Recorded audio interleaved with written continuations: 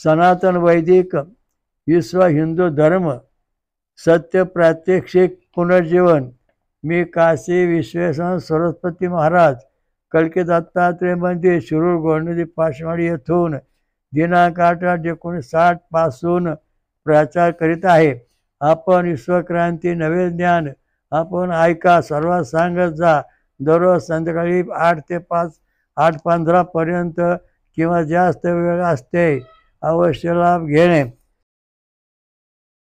ओम वक्रतुंड महाकाय सूर्यकोटि समप्रभ निर्विघ्नं कुरु मे देव सर्व कार्येषु सर्वदा. ओम सहस्रशीर्षा सहस्राक्ष ओम सहस्रशीर्षा पुरुषः सहस्राक्षा सहस्रपाद स भूमिं विश्वतो वृत्त्या दशांगुलम. आजचा आपला प्रणवाचा विषय आहे मानवा भगवान कल्की दत्ता पूर्णावतार हे भक्तांचे संचित वाढवणार. हा महत्त्वाचा. संचित म्हणजे नेमकं काय? संचित म्हणजे आपलं नशीब, आपल्यामध्ये दैवी शक्ती किती आहे, त्याची योग्यता किती आहे आणि ती आपल्या आयुष्यावर सुख देईल का दुःख देईल, हा महत्त्वाचा मुद्दा आहे. त्याच्याकरता त्याला हे सांगितलेलं आहे. आता या ठिकाणी आपण एक रोजच्या वाचणार आहे. आणि होते नंबर 2 हे ब्रह्मदेवाचे. हे ब्रह्मदेव आपल्या शरीरामध्ये संचित वाढवतो. संचित म्हणजे सुख शांतीचं, ऐश्वर्याचं, ज्ञानाचं प्रतीक जे आहे त्याचं वाढ करतो. आता याचा अभंग म्हणून पाहू आपण श्लोक रोजच्या. ओम अतिवारन ओमानं अशेषदत्तं कलशान अभिधावते इंद्रश्यम हृदय विशन. शुद्ध होऊन बातल हा प्रवाह ही सोम लोकरीच्या गाडीतून गाळला जात आहे. इंद्राच्या हृदयात प्रवेश करण्यासाठी तो सोम पात्राकडे सावध निघाला आहे. आता याचा अर्थ असा आहे की सोमपात्र आहे म्हणजे इंद्र आहे, त्या इंद्राचं सोमपात्र आहे.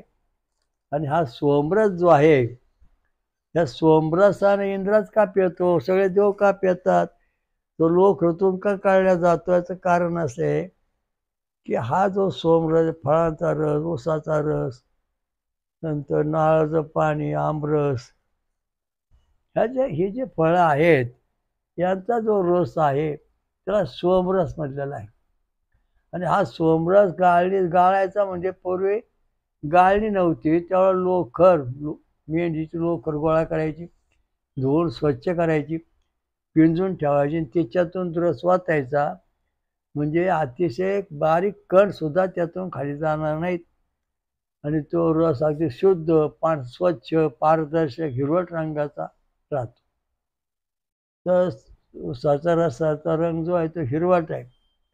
आणि संचित बदलतो म्हणजे काय करतो, हा रस जर आपण सतत पिलो तर आपलं संचित बदलतं. कसं? आता हा ऊस आहे, हा ऊसाच्या कांड्या हा काय वाढतो, 10 ते 12 कांड्याचा ऊस तयार होतो, जास्त वाढतच नाही. मग त्या ऊसाला भरपूर पाणी दिलं, खत घातलं, मग तो कांड्या 20-22 कांड्याचा झाला. तशा प्रकारचा हा जो सोमरस आहे तुम्ही सतत पेलात तर तुमचं जे संचित आहे आज 2 mm किंवा 3 mm ते 5-6 mm वाढू शकतं, मोठं होतं. म्हणजे पुण्याची साठा आपल्याला भरपूर होतो संचित. आता एक कथा सांगतो. पूर्वी देव आणि दानव यांचं 1000 वर्ष लढाई चालू झाली. त्याच्यामध्ये देव मरू लागले, देवांचं भाग्य नष्ट व्हायला लागलं. मग इंद्र, ब्रह्मा, विष्णू, महेश आणि गणपती सगळे देव मिळून, देवी सगळ्या मिळून देवांचे गुरु बृहस्पती यांच्याकडे गेले. म्हणजे देव महाराजा, देव मरायला लागले, याचं कारण काय?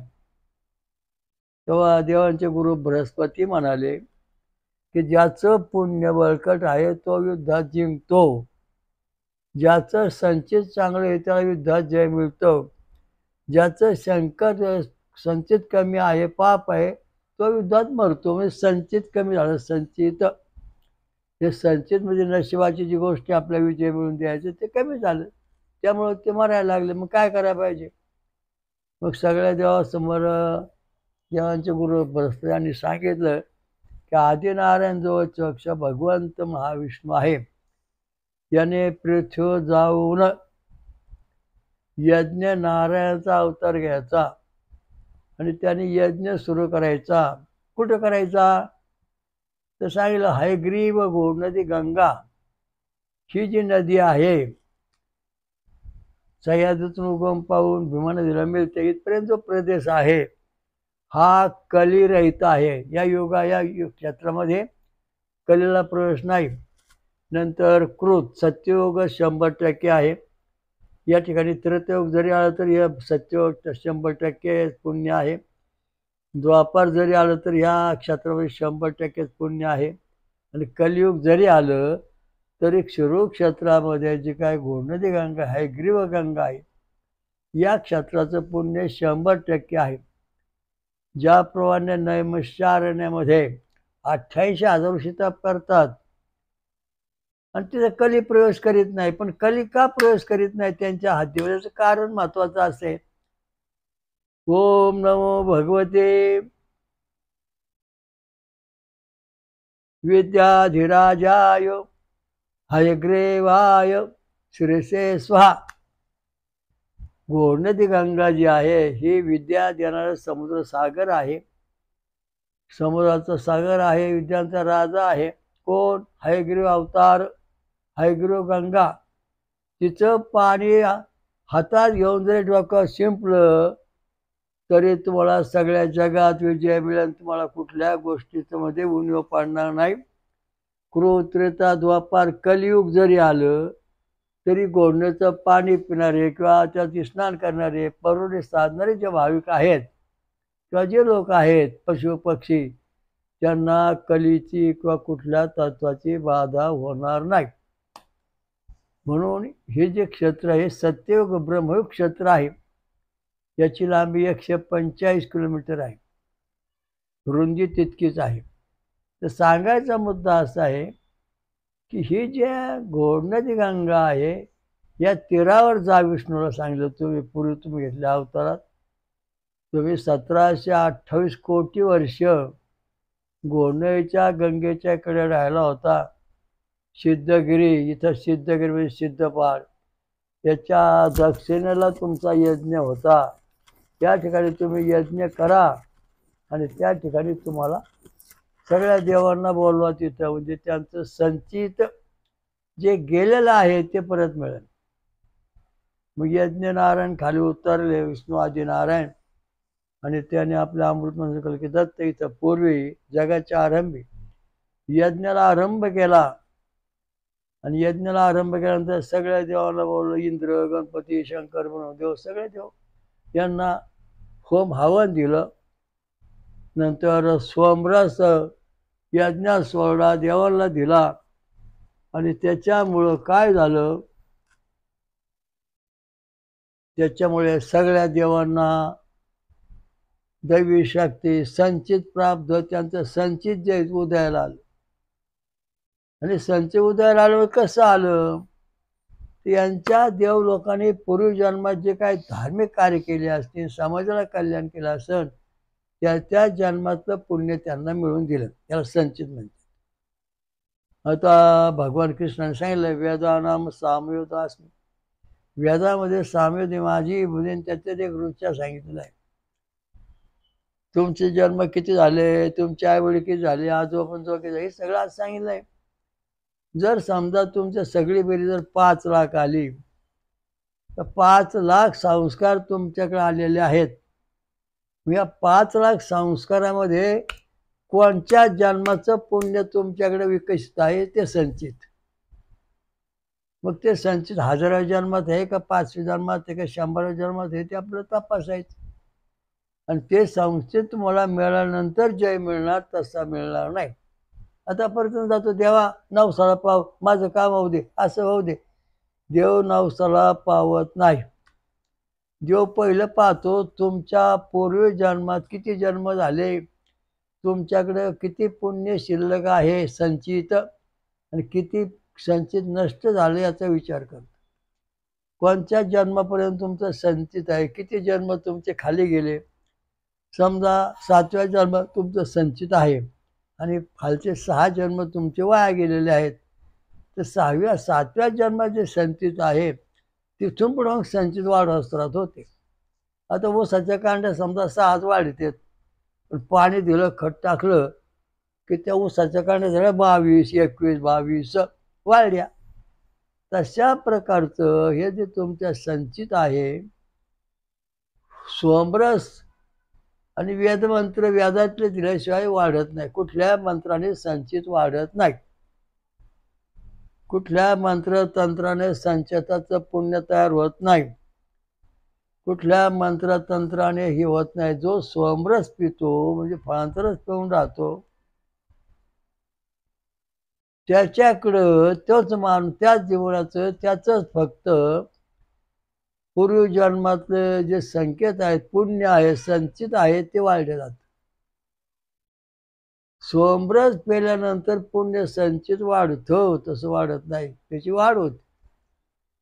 फळं खाणे, दूध पिणे हे जेव्हा तुम्ही सुरू करता तेव्हा तुमच्या शरीरामध्ये संचिताचा साठा होईल आणि मग तुम्हाला जय मिळेल. मग यज्ञ नारायण सुरू झाला 864 कोटी वर्ष पूर्वी, 1728 कोटी वर्ष देवाचे या ठिकाणी हयग्रीव अवतार घेतले गेलेले आहेत. त्याच्यानंतर 864 कोटी वर्षे आदिनारायण भगवान श्रीकृष्ण वत्स भगवंत याने पूर्व अवतारामध्ये हयग्रीव यज्ञ नारायणचा अवतार घेऊन 864 कोटी वर्ष या ठिकाणी तप केलं. सिद्धगिरी, या पर्वताचं नाव आहे सिद्धगिरी. या ठिकाणी सर्व कार्य सिद्ध होतात म्हणजे याला सिद्धगिरी म्हणून त्याचं आता अलीकडे सिद्धीचा पहाड बनतात. सिद्धगिरी व्याधामध्ये अध्यात्म रामायणामध्ये सिद्धगिरीचा उल्लेख आढळतो, पाषाण शिलेचा उल्लेख आढळतो. आणि याच ठिकाणी ब्रह्मदेवाने पहिला इथं यज्ञ केला, जगसृष्टी निर्माण केली. फार वेळ नको, थोडक्यात सांगितलं तर त्याप्रमाणे या ठिकाणी यज्ञाला आरंभ केला. यज्ञ नारायण म्हणजे भगवान विष्णूने आदिना वत्स भगवान 864 कोटी वर्ष इथे यज्ञ केला. आणि 864 कोटी वर्षामध्ये संचित प्राब्ध द्या, कर्म नशीब आला विषय. आता फक्त संचित म्हणजे पुण्य साठा त्याच्यात करायचा. मग त्या व्याधावर सांगितलं बा, देवांना बसण्यासाठी अस्वस्थ म्हणजे पिंपळाचा वृक्ष आहे आणि पिंपळाच्या वृक्षामधून अमृत प्रकट होते. पृथ्वीवर अमृत देणारा वृक्ष कोणता? पिंपळाचा वृक्ष. हा पिंपळाचा वृक्ष आहे, अमृत देणारा वृक्ष. म्हणजे कसा? तर पिंपळामधून 24 तास प्राणवायू बाहेर पडतो. आणि वेदामध्ये सांगितलेलं आहे पिंपळामध्ये गार्ह्य अग्नी म्हणजेच तुमचा हायड्रोजन ही अवस्था आहे. गार्ह्य अग्नी म्हणजे हायड्रोजन आहे पिंपळामध्ये. म्हणून H2O म्हणजे पिंपळाच्या झाडातून द्रवरूप बाष्परूप हवा बाहेर पडते पाण्यासहित. आणि ते बाष्प ज्या वेळेस वेद मंत्राच्या साह्याने देवांना मिळालं तेव्हा देवांचं नशीब संचित उजाडलं. त्यांचं संचित उजाडलं, त्यांना संजीवनी प्राप्त झाली. सोमरस पिणे, पिंपळा झाडाचा सहवास करणे, तिथं यज्ञ करणे आणि वैदिक मंत्र म्हणणे. वैदिक मंत्र म्हणजे विश्वामित्र ऋषी, सविता देवता, गायत्री छंद षडजा स्वरा, ओम भू ओम भुवा ओम स्वा ओम महा ओम जना ओम तपा ओम सत्यम ओम तत्सवितुवरेण्यम भर्गो देवस्य धीमहि धियो यो नः प्रचोदयात्. हा वैदिक मंत्र. बाकीच्या मंत्रांनी या ठिकाणी ते तयार होत नाही. आता पिंपळाच्या झाडामध्ये म्हणजे अस्वस्थ त्याला म्हटलेलं आहे, तर त्या पिंपळा झाडामध्ये अमृत तयार होतं असं याच्या वेदात सांगितलं. मी कसं तयार होतं? पिंपळाच्या झाडामधून दररोज 24 तास प्राणवायू बाहेर पडतो, म्हणजे ऑक्सिजन ओढतो. आणि गारघ्या पत्त्या, गारघ्या अग्नी हा जो अग्नी आहे, हा अग्नी हायड्रोजन तयार करतो, हायड्रोजन देतो. आणि हायड्रोजन तयार झाल्यानंतर एच H2O हे जलमय म्हणजे अमृतमय जल तयार होतं. आणि हे जल जे आहे त्या पिंपळाच्या झाडातून बाहेर पडतं, तेव्हा सगळे देवलोक ह्या पिंपळाच्या बाहेर जे वायुरूप पडलेलं H2O ते पाणी पितात, ते ग्रहण करतात, म्हणून त्यांना अमृत पावलं, म्हणून त्यांचं संचित उजळ.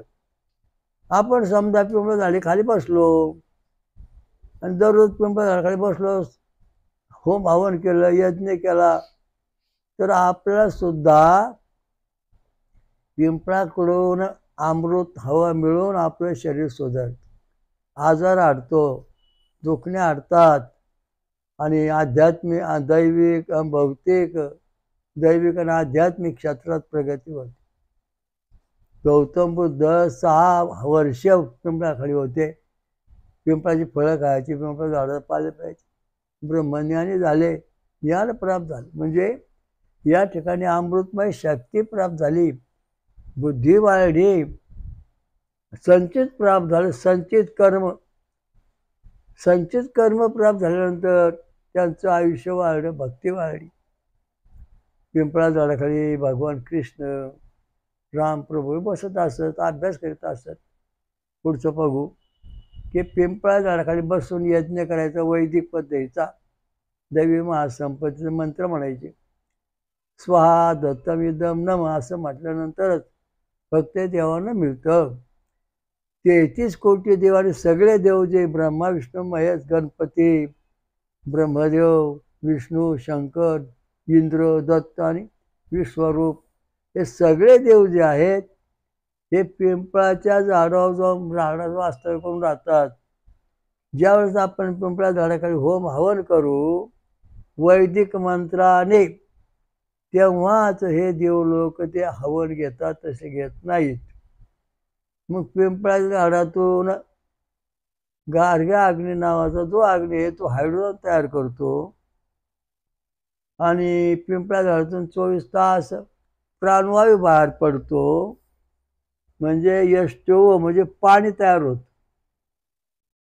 म्हणजे पिंपळाच्या झाडातून जी हवा बाहेर पडते, लहरी बाहेर पडतात, त्या लहरी जलमय बाहेर पडतात. आणि ते जल आपल्या पोटात देवाच्या शरीरात गेल्यानंतर त्यांना अमृत प्राप्ती होते आणि मग त्यांना संचित वाढलं. आता तुम्ही ऊस लावला, कांड्या किती हो? 6 कांड्या आला, अहो वर वाढतच नाही, उपयोगच नाही त्याचं काही. मग त्याला आपण खत पाणी घातलं का तो 21-22 कांड्या झाला.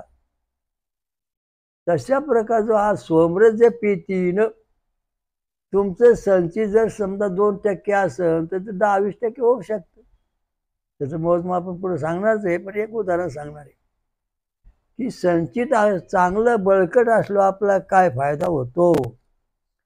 एक व्यक्ती होती, 14 वर्षे तिला भूत छळायची.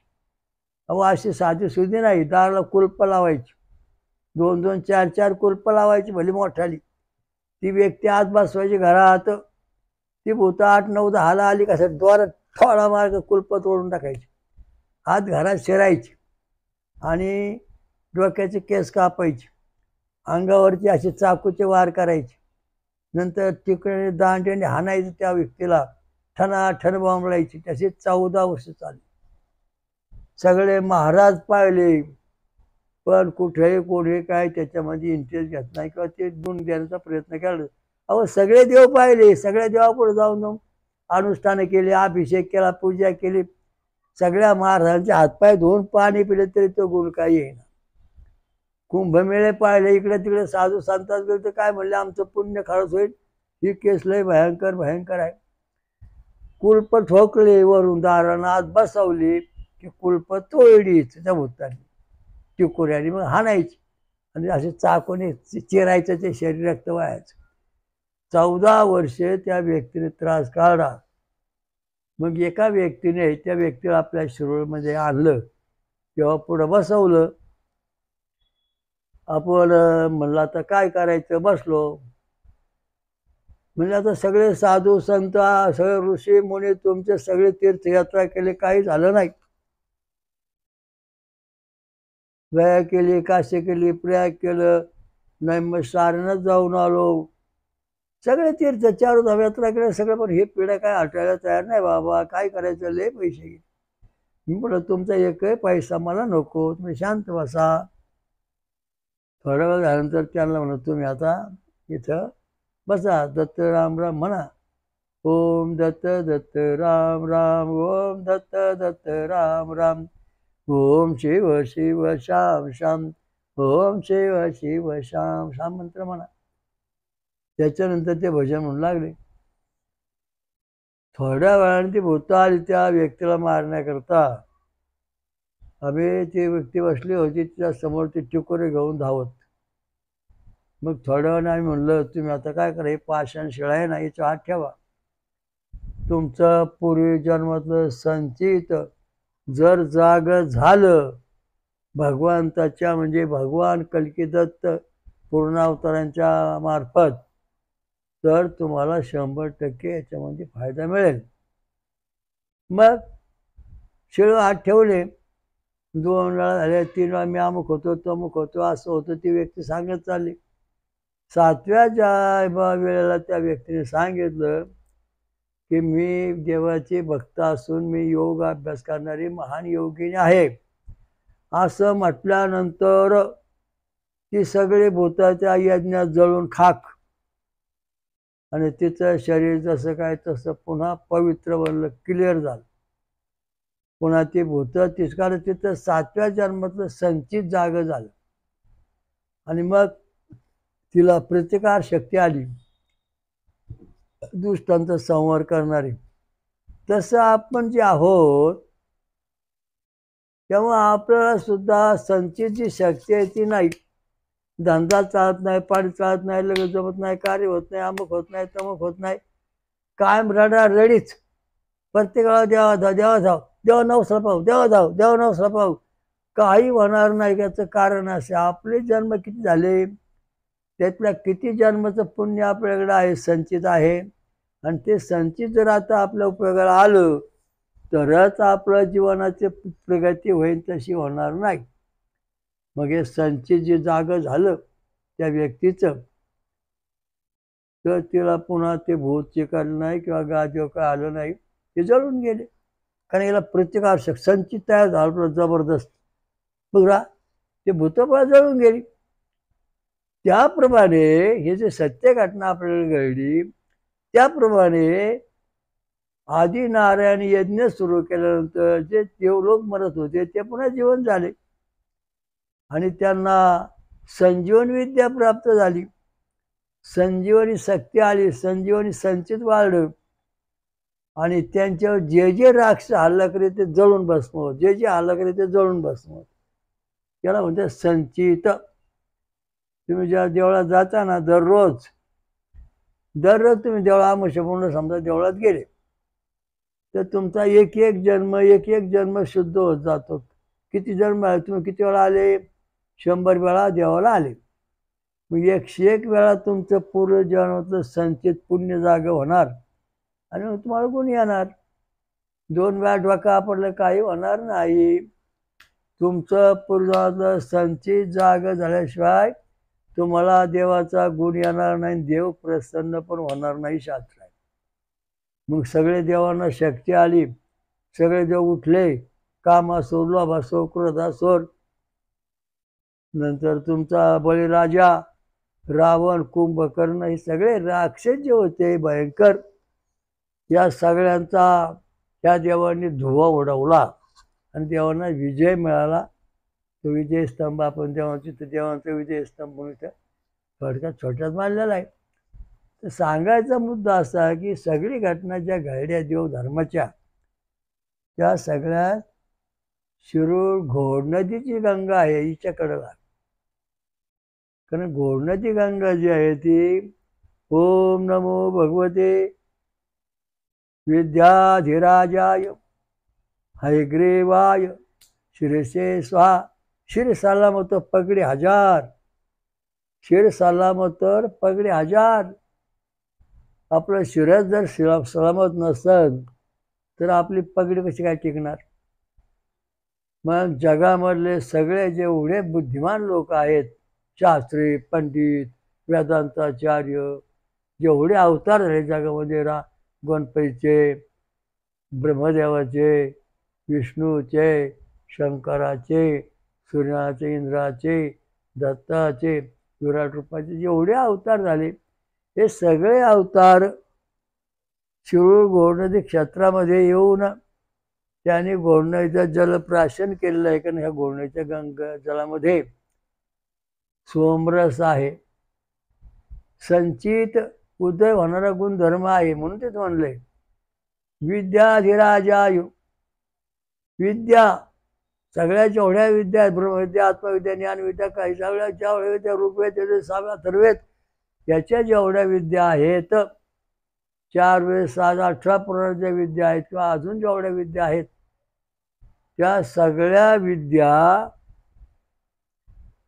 घोडणा समुद्रापेक्षा जास्त, धी म्हणजे समुद्र, विद्यांचा समुद्र असणारा हयग्रीव अवतार म्हणजे घोडनदी गंगा जी आहे हयग्रीवाची, तिच्या पाण्यामध्ये आहे. ते पाणी शिरसे स्वाहा, कल्याण करण्याकरता आपला शिराव टाका, तीर्थ प्या, तेव्हा जय मिळून. तेव्हा देव सगळे या ठिकाणी तपाळा बसले आणि त्यांनी या घोडनदी गंगेचं तीर्थप्राशन केलं. यज्ञ पूर्ण झाल्यानंतर सगळ्या देवांना शक्ती आली आणि मग त्यांनी राक्षस हल्ला करून संचित जगलं. संचित आता काय लोक आम्ही लय देवाला आलो, आम्हाला गुणच येणं महाराज, आम्ही लय देवाचा खर्च केला, गुणच येण्याचं कारण आहे तुम्ही शिळ हात ठेवले नाही. त्याचं कारण असं आहे, ओम ऊर्जा पाषाण शिला ही जी आहे तिच्यावर हात ठेवल्यानंतर तुमच्या किती जन्म आले, 1, 2. तुमचे जन्म जर चांगले असतील हात पुढं सरकणार, तुमचे जन्म जर वाईट असतील हात मागं येणार, तुमचे जर जन्म चांगले असतील तर हात स्थिर राहणार. म्हणजे अशा गोष्टी याच्यामध्ये आहेत. तुमच्या संचित चांगला आहे का, संचित चांगला असलो हात स्थिर राहतील किंवा पुढं सरकतील, म्हणजे तुमच्या शरीरामध्ये संचित आहे हे सिद्ध झालं. हात जर तुमचे मागे सरकले तर तुमच्या शरीरात संचित नाही. मग काय करायला पाहिजे, मग सोमरस प्यायचा, फळांचा रस, ऊसाचा रस, नारळाचा व्हायचा, आंब्याचा रस. ह्या सोमरस जे पितीन सतत, जरी सोमरस प्यायला मिळाला नाही तर रोज एक फळ खाल्लं पाहिजे. आणि असं केल्यानंतर तुमच्या शरीरामध्ये संचिताची वाढ होईल. वृक्षाला कांड्या 6, पाणी घातल्यावर 22 पहा, खत पाणी घातल्यावर 22 झाल्या त्या. तशा तुमच्या शरीरामध्ये सोमरस पिल्यानंतर संचित ही शक्ती आली का, पुण्य आलं का, शरीरामध्ये आहे का, हे मोजमाप तपासायचं पाहणे आपलं आवश्यक आहे. ही शीटचा व्होल्टेज नंबर 2 हा ब्रह्मदेवाचा नंबर आहे. आणि ही जर समजा व्होल्टेज नंबर 2 जर पॉझिटिव्ह आलं, 10 मिळालं तर 100% आपल्याकडं संचित आहे. 6 मिळालं तर आपल्याकडं 60% संचित आहे. जर 3 मिळालं तर आपल्याकडे 30% संचित आहे. अशा दृष्टीचा निर्णय होतो कार्डिओग्राम काढल्यानंतर. 2 नंबर व्होल्टेज नंबर 2 काय निर्णय करतो. हे ब्रह्मदेवाचं व्होल्टेज आहे. या ठिकाणी ब्रह्मदेवाकडून हे संचित प्राप्त होतं. आणि ब्रह्मदेव हा पिंपळ हा ब्रह्मदेवच आहे. रामाचे तर कोणी बोलायचं नाही, काय नाही, म्हणून त्याने काय केलं, ब्रह्मदेव आणि पिंपळाचं रूप घेऊन बसला. ब्रह्मदेव हसायचा, मग लोक हसायची, मग पुढे बोलायला लागले. मग पिंपळाला महत्व आलं. म्हणजे पिंपळ हा ब्रह्मदेवाने पिंपळाचा वृक्षाचं नाव घेतलेलं आहे. आनंद रामायणात वर्णन आहे. तर सांगायचा मुद्दा असा आहे की हा पिंपळामधून गारगे अग्नी हायड्रोजन तयार करतो आणि ऑक्सिजन बाहेर पडतो. H2O म्हणजे पाणी, बाष्प बाहेर पडतं. ते बाष्प बाहेर पडल्यावर देवलोक ग्रहण करतात आणि मानवाला सुद्धा तेच बाष्प मिळाल्यानंतर त्याच्या सुद्धा शरीरात अमृत प्राप्त होतं. तुमचं आयुष्य किती आहे? 40 वर्षाचं. तुम्ही जर पिंपळाखाली कायम बसलात तर तुमचं आयुष्य 80 वर्ष होईल आणि 80 असं 100 होईल. कारण याच्यामधून निघणारे जे अमृत आहे, अमृत देणारा वृक्ष पृथ्वीवर कोणता असेल तर हा स्वर्गीय वृक्ष आहे. मग तो पिंपळ वृक्ष आहे, सर्व देवांचं निवास, सर्व देवांना बसण्याचं स्थान अस्वस्थ म्हणजे पिंपळ वृक्ष असून यामधून अमृत प्रगटते असे वेदात स्पष्ट लिहिलेलं आहे. आणि त्याचा अनुभव आतापर्यंत लाखो पूर्वीच्या लोकांना आलेला आहे. हजारो प्रकारचे आजार बरे झालेले आहेत. बुद्धी मोठी होणे, नंतर छंद स्वर हे सगळे व्यवस्थित चालणे, नंतर हृदयातल्या आटागोर बंद होणे, नंतर आपल्याला दैवी शक्ती प्राप्त, अशा बऱ्याच गोष्टी याच्यामध्ये आहेत. त्या दृष्टीने संचिताचा आज तुम्हाला देवांना संचित मिळालं, देवांना विजय मिळाला. एक श्रीचं उदाहरण सांगितलं तुम्हाला, कसा प्रकार असतो. संचित प्राप्त झाल्यानंतर तिला कसा इथं गुण आला. भगवान कल्की दत्तात्रय पूर्ण अवतार यांनी जगाचं कल्याण करण्याकरता या ठिकाणी वास्तव्य केलेलं आहे. तर त्याचं आपण सर्वांनी दर्शन घ्यावे. आता या ठिकाणी आपल्या संस्थेचा म्हणजे नाही विश्वक्रांती नवे ज्ञान, विश्वक्रांती नवे ज्ञान याचा जगभर प्रचार करण्यासाठी एक छोटीशी यादी प्रथम आपल्या यूट्यूबवर आता या प्रवचनात टाकण्यात येणार आहे. त्याच्यामध्ये आपली नावं बघा आणि तुम्हाला आता प्रचार करण्याकरता यादीमुळं प्रचार परवानगी मिळाली आहे. प्रत्येकाने वेदमंत्र रक्तगट, ECG, ज्यांना माहिती आहे त्यांनी ECG बोला, फार लोक बोलू नका, पण वेदमंत्र तेवढं लोकांना सांगा. ये बी गणपती भक्ती करा, वो विष्णू भक्ती करा, ये शिव भक्ती करा, बी सूर्य भक्ती करा असं सांगायचं. म्हणजे संचित जे आहे ते प्रत्येकाचं वाढण, सर्व इच्छा येईल तुमच्या घरदाराला, तर तुमचं कल्याण होईल, धोका पोचणार नाही. कारण का, तुमचे जे पूर्वीचे जन्म आहेत त्यातले DNA RN तुमच्यात किती आले, ते DNA RN शुद्ध करण्याचं काम फक्त ये बिरक्तला गणपती, ओचा विष्णू, येचा शिव आणि बीचा सूर्य हे देव दुरुस्त करतात झटपट. मग आपलं संचित वाढतं आणि संचित वाढल्यानंतर आपल्याला ईश्वर प्राप्ती होते. सर्वांची यादी एक छोटी यादी दिलेली आहे, ती त्याच्या खाली जोडलेली आहे, जोडण्यात येणार आता. तिथे पाहून घ्या, प्रचार करा. परदेशातले कोणी तुमच्याकडे असतील तर त्यांची पण माहिती आमच्याकडे पाठवा, म्हणजे आम्ही पुन्हा पुढच्या यादीत त्याला समाविष्ट करू. प्रत्येक प्रवचनाखाली नवीन नवीन नवीन यादीत माणसांची नावं क्रम टाकणार आहे. आता 31 सभासदांची नावं जाहीर झालेली आहेत. पुढचा 32, 33, 34, 99 असे आकडे येतील आणि त्या दृष्टीने प्रचार करायचा आहे. सगळ्या जगामध्ये बोवाबाजी, ढोंगबाजी, अंधश्रद्धा हे सगळं आपलं आता धुवून काढायचे.